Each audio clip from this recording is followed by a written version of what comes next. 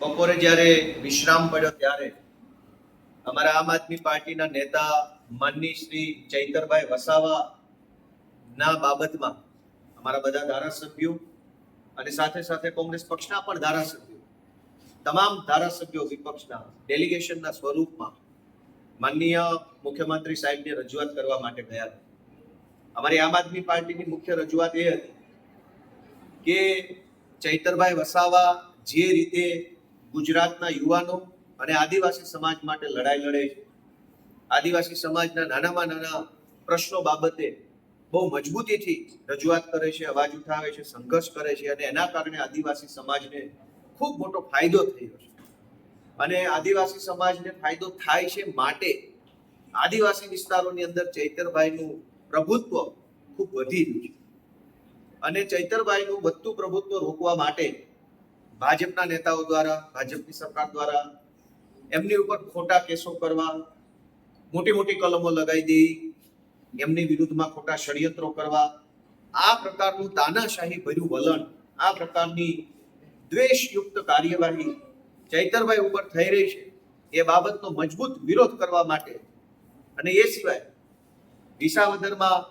Visavadar police સ્ટેશનમાં મારી સામે પોલીસે જે વર્તન કર્યું એ ધારાસભ્યના વિશેષાધિકારની વિરુદ્ધનું વર્તન હતું.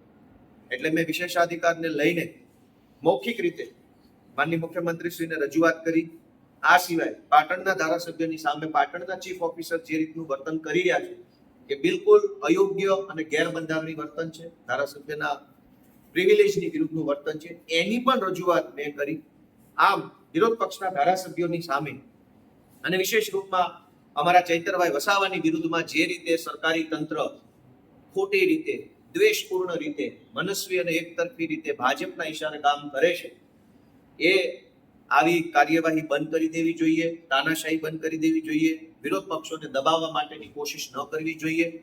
ખાસ કરીને જ્યારથી આમ આદમી પાર્ટી ગુજરાતની અંદર ખૂબ મજબૂતીથી આગળ વધી રહી છે ત્યારથી ભાજપ વાળા આમ આદમી પાર્ટીથી ખૂબ ચીડાયેલા રહે છે અને એટલે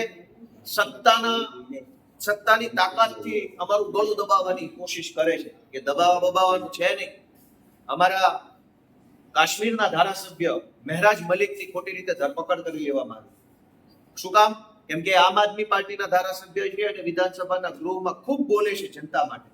ખોટા કેસમાં, વાહિયાત બાબતોમાં આજે અમારા ધારાસભ્યની ધરપકડ થઈ ગઈ. કાશ્મીરમાં અમારા ધારાસભ્ય ચૈતરભાઈ વસાવાની ધરપકડ કરેલી છે. આજે જ અમારા દિલ્હીના ભૂતપૂર્વ ધારાસભ્ય અને પાર્ટીના દિલ્હી રાજ્યના અધ્યક્ષ સૌરભ ભારદ્વાજના ઘરે ઈડીના માણસો મોકલવામાં આવ્યા. એના થોડાક દિવસ પહેલા અમારા બીજા નેતાના ઘરે પણ ઈડીના માણસો મોકલવામાં આવ્યા. આવી રીતે ભાજપ પાર્ટી આખા દેશમાં આમ આદમી પાર્ટીને દબાવવાની, આમ આદમી પાર્ટીના નેતાઓને એનું ગળું દબાવવાની, એમનો અવાજ દબાવવાની, આ ક્રાંતિ રોકવાની કોશિશ કરે છે. એનો અમે સખત શબ્દોમાં વિરોધ કરીએ છીએ.